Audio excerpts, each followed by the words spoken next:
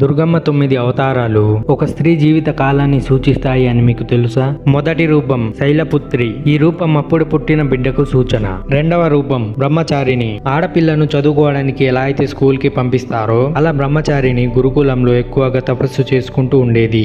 మూడవ రూపం చంద్రగంట. అమ్మవారికి ఎలా అయితే 10 చేతులు ఉంటాయో అలా ఆడపిల్ల చదువుకున్నాక పెళ్లి చేసుకున్నాక ప్రతి ఒక్క విషయంలో ఆమెకు మించిన వారు ఎవరు ఉండరు అని అర్థం. నాలుగవ రూపం కూష్మాండదేవి. ఈ రూపం ఒక గర్భవతిని సూచిస్తుంది.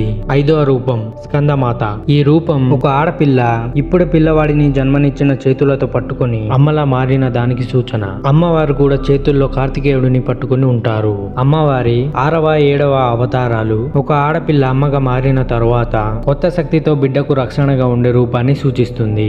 అలానే అమ్మవారు మనసులను రక్షించడానికి ఎంతో మంది రాక్షసులను హతమారుస్తూ ఉంటుంది. 8వ రూపం మహాగౌరి. ఈ రూపం ఒక అమ్మ తన కుటుంబంతో సంపూర్ణంగా ఉన్నట్లు సూచన లాంటిది. ఆఖరిది 9వ రూపం సిద్ధిదాత్రి. ఒక ఆడపిల్ల జీవితంలో అన్ని చూసి తర్వాత తరానికి సూచన ఇచ్చేలా సూచిస్తుంది. ఆడవాళ్ళు దేంట్లో కూడా తక్కువ కాదు అన్నదానికి మన దుర్గామాత సాక్ష్యం. అందరూ కూడా జై దుర్గామాత అని కామెంట్ చేయండి.